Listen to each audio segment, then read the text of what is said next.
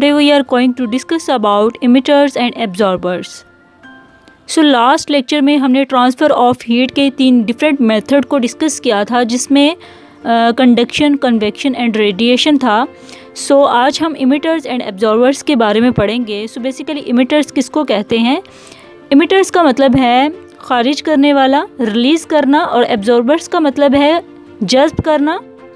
So let's start. Some surfaces are better at emitting giving off thermal radiation than others. अब कुछ surfaces ऐसी होती हैं जो कि बेटर इमिटिंग होती हैं थर्मल रेडिएशन की दूसरी सरफेस के मुकाबले में. अब बेटर इमिटर्स का मतलब ये है कि जो हीट को या थर्मल रेडिएशन को अपने अंदर से अच्छी तरह निकालेंगे या रिलीज़ करेंगे या इमिट करेंगे, इसको क्या कहेंगे? हम बेटर इमिटर कहेंगे. अब जो गुड इमिटर्स हैं वो गुड एब्जॉर्बर भी हैं. फॉर एग्ज़ाम्पल ब्लैक या डार्क सरफेसेस जो होती हैं वो गुड एब्जॉर्बर भी होती हैं और गुड रेडिएटर भी होती हैं या गुड इमिटर भी होती हैं, क्योंकि वो हीट एनर्जी या हरारत को अपने अंदर जल्दी जज्ब भी कर लेती हैं और जल्दी रिलीज़ या इमिट भी कर देती हैं. वाइट और silvery surfaces are poor absorbers because they reflect most of the radiation. This is why in hot, sunny countries, houses are often painted white to keep them cool inside. अब यही वजह है कि वाइट या shining surfaces जो हैं वो bad absorber भी हैं और बैड इमिटर भी हैं, क्योंकि वो हीट एनर्जी को जल्दी जज्ब नहीं करती और जल्दी रिलीज़ भी नहीं करती. अब यही वजह है कि अक्सर ममालिक ऐसे हैं यहाँ पे हीट ज़्यादा होती है, सूरज की रोशनी ज़्यादा है या गर्मी ज़्यादा है, वहाँ पे आप देखेंगे कि वहाँ पे जो हाउसेस हैं उन पे जो पेंट किया गया है वो वाइट कलर का होगा. और वाइट कलर की वजह से क्या होगा कि वो हीट जो है एब्जॉर्ब जल्दी नहीं करेगा, जिसकी वजह से इनसाइड यानी कि वो रूम जो है, वो हाउस जो है, वो क्या रहेगा? ठंडा रहेगा. सो इससे हमें ये पता चलता है कि जो डार्क सरफेसेस हैं या डार्क कपड़ा ले लें, डार्क जो कपड़े होते हैं वो भी क्या करते हैं? हीट को जल्दी अब्जॉर्ब भी करते हैं और इमिट भी करते हैं एज़ कम्पेयर टू वाइट और सिल्वरी सरफेसेस. समटाइम आप गर्मी होती है तो आप बाहर जाते हैं, जब आपने डार्क कपड़े पहने होते हैं ब्लैक कलर के, तो आपको ज़्यादा हीट फील हो रही होती है और वो हीट जल्दी रिलीज़ भी हो जाती है, जबकि वाइट जो है वो हीट को जल्दी एब्जॉर्ब भी नहीं करता और जल्दी इमिट भी नहीं करता. सो नेक्स्ट है कंपेयरिंग इमिटर्स. 2 इमिटर्स हैं, इसको हम कंपेयर करने जा रहे हैं कि ये कैसे काम करते हैं. 2 metal cans are filled with the same amount of water at the same temperature. अब यहाँ पे आपको डायग्राम में नज़र आ रहा है 2 मेटल केन्स हैं, एक डार्क सरफेस है और एक ब्राइट सरफेस. मतलब एक ही सतह जो है वो उस पर डार्क पेंट होगा और जो सेकंड केन है, केन बी, उसकी सरफेस जो है, सतह जो है, वो ब्राइट है. इन दोनों केन को हम सेम अमाउंट ऑफ वाटर से फिल कर देंगे, यानी दोनों में एक जैसा पानी होगा, सेम अमाउंट होगी और टेम्परेचर भी सेम होगा 45. Can A has a dark surface, can B has a shiny surface. So the graph shows that the water in can A cools more quickly than that in can B. अब इस graph से क्या show हो रहा है? केन ए का जो पानी है वो जल्दी ठंडा हो जाएगा केन बी के मुकाबले में.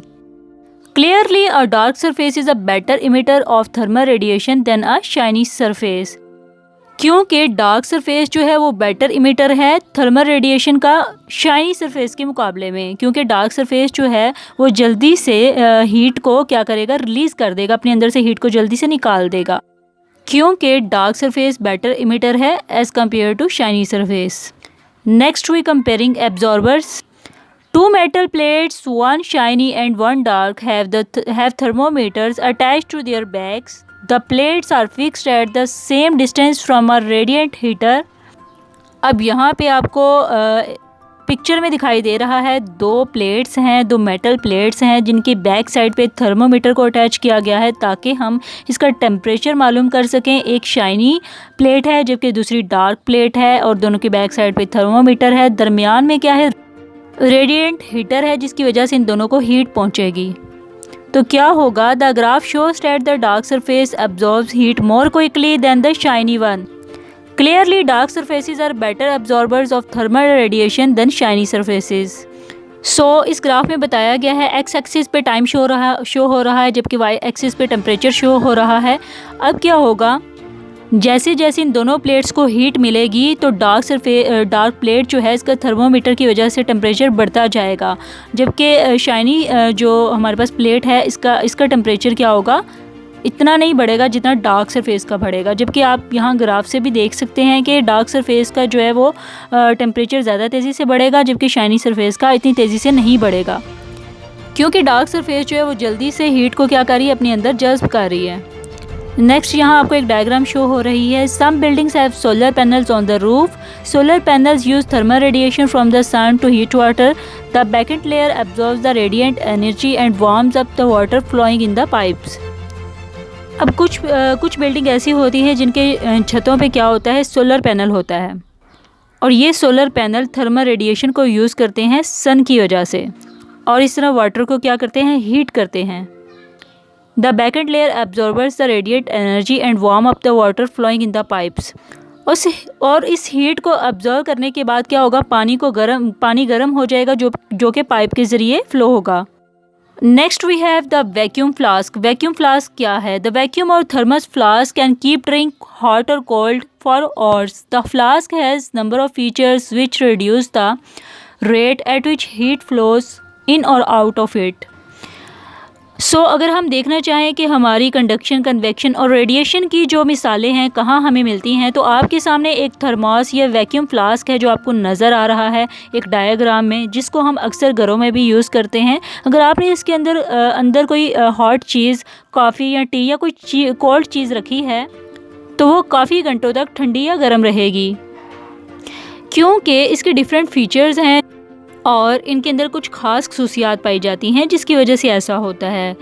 यहाँ पे आपको डायग्राम में स्टॉपर दिखाई दे रहा होगा जो कि हीट को कम करने से रोकता है, जो कि कन्वेक्शन या कंडक्शन की वजह से पॉसिबल है। जब अंदर की हीट जो है वो लूज़ हो रही है या फिर बाहर की हीट एंटर हो रही होती है तो इसको क्या स्टॉपर जो है वो कम करता है। अब जो आपको वॉल्स के दरमियान स्पेस नज़र आ रही है, वॉल्स मतलब इस फ्लास्क में जो दीवारें आपको नज़र आ रही हैं, इसको इसके अंदर वैक्यूम बना दिया गया है जिसके अंदर हवा जो है वो मौजूद नहीं है। The stopper reduces heat loss by convection and conduction. So stopper क्या करेगा, हीट को कम होने से रोकेगा, जो कि कन्वेक्शन या कंडक्शन की वजह से है। The space between the walls has the air removed vacuum, so heat loss by convection and conduction is reduced. अब जो आपको वॉल्स के दरमियान स्पेस नज़र आ रही है, जो इसकी दीवारें नज़र आ रही हैं, इसको वैक्यूम बना दिया गया है जिसके अंदर हवा मौजूद नहीं हो सकती, ताकि इसे हीट लॉस को रोका जा सके, जो कि कन्वेक्शन या कंडक्शन से होती है। क्योंकि जितनी हीट कम लॉस होगी उतनी ही आपकी वो चीज़ जो है वो ज़्यादा गर्म या ठंडी रहेगी, क्योंकि एयर जो है वो बैड कंडक्टर ऑफ हीट है।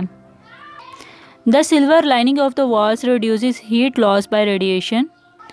अब इसका थर्ड फीचर है सिल्वर लाइनिंग। अगर आपने कभी इस थर्मास के अंदर देखा हो तो आपको शाइनिंग सरफेस नज़र आएगी जो कि सिल्वर से कवर है, और ये सिल्वर लाइनिंग हीट को कम होने से रोकती है जो कि रेडिएशन से होता है, क्योंकि शाइनी सरफेस एक बैड रेडिएटर है जो कि बैड इमिटर भी है। नेक्स्ट हम बात करेंगे मोर अबाउट चेंजिंग स्टेट। अब स्टेट कैसे चेंज हो रही है इसके बारे में बात करेंगे। Earlier in this chapter you read about the kinetic theory of for the way particles behave during melting, evaporation and condensing. अब जो 3 स्टेट्स ऑफ मैटर हैं, सॉलिड, लिक्विड, गैस। अब जो वाटर है, वाटर एग्जिस्ट करता है डिफरेंट वे से इन तमाम स्टेट्स ऑफ मैटर में, क्योंकि सॉलिड स्टेट में वाटर जो वो आइस है, बर्फ़ है, जबकि लिक्विड स्टेट में वो लिक्विड फॉर्म में है, यानी लिक्विड वाटर है, और इसके बाद गैस स्टेट में क्या है, ये वेपर है। So water exist in all 3 states of matter. Let us see what happens when some crushed ice is heated. अब देखते हैं कि जब हम आइस को हीट करते हैं, उसको क्रश करके, उसके टुकड़े करके उसको हीट करते हैं तो क्या होता है। The ice is gently warmed until it melts. The heat is then turned up until the water begins to boil. The temperature is taken every 30 seconds from start to finish. अब ice उस वक्त तो warm होगी, गर्म होगी, जब तक कि वो मेल्ट नहीं हो जाती, यहाँ तक कि जब इसको हीट मिलेगी तो वो क्या होगा, वाटर जो बॉयल होना शुरू हो जाएगा, और टेम्परेचर कितना होगा, ये 30 सेकंड में ये काम तमाम फिनिश हो जाएगा। यहाँ आपको एक बीकर नज़र आ रहा है जिसके अंदर कुछ टुकड़े हैं बर्फ़ के, उसको हीट अप किया जा रहा है। इसके अंदर थर्मोमीटर है जिसके ज़रिए हम टेम्परेचर फाइंड आउट कर सकते हैं। अब थर्मोमीटर के ज़रिए हम फ़ीवर भी फाइंड करते हैं। समटाइम हमें बुखार हो जाता है, डॉक्टर थर्मोमीटर से हम चेक करते हैं कि हमारा टेम्परेचर कितना है या हमें कितना बुखार है। नेक्स्ट आप देख सकते हैं the graph shows the results of the investigation. यहाँ डिफरेंट स्टेजेस बताई गई हैं, स्टेज 1, स्टेज 2, स्टेज 3, 4। और what does the graph show? Stage 1, the heat energy is rising the temperature of the ice up to 0 Celsius melting point। अब जब heat energy rise होगी तो क्या होगा, टेम्परेचर जो है आइस का वो क्या होगा, 0 से अप पे हो जाएगा, जिसको मेल्टिंग पॉइंट कहते हैं। यानी कि जैसे जैसे हीट एनर्जी ज़्यादा होती जाएगी वैसे वैसे टेम्परेचर ज़्यादा होता जाएगा। Stage 2, here there is very little temperature rise. The heat energy is being used to allow water molecules to break away from their fixed positions in the ice. The solid is turning to a liquid. अब यहाँ पे stage 2 में क्या है, vertical line जा रही है। यहाँ पे टेम्परेचर जो है बहुत कम राइज कर रहा है। अब यहाँ हीट एनर्जी की ज़रूरत है जो कि इन वाटर मॉलिक्यूल्स को क्या करे, break away from their fixed position, उनकी फिक्स्ड पोजीशन से क्या करे, हटाए, ताकि सॉलिड जो है वो लिक्विड फॉर्म में आ जाए। स्टेज 3 जो है, the heat energy is raising the temperature of the water up to 100 Celsius degree grade boiling point. और जब हीट एनर्जी जो है वो उसका टेम्परेचर जो है ज़्यादा हो जाएगा, राइज कर जाएगा, तो क्या होगा, वाटर जो है वो अप टू हो जाएगा 100 सेल्सियस से, यानी वो बॉइलिंग पॉइंट होगा। स्टेज 4 क्या है, here there is no temperature rise, the heat energy is being used to allow water molecules to break free completely, the liquid is changing to a gas. अब stage 4 में क्या होगा कि temperature जो है वो बिल्कुल राइज नहीं होगा और हीट एनर्जी जो है यहाँ पे यूज़ होगी वाटर मॉलिक्यूल्स को बिल्कुल कम्प्लीटली अलग करने के लिए, जिसकी वजह से क्या होगा कि लिक्विड जो है वो चेंज हो जाएगा गैस में।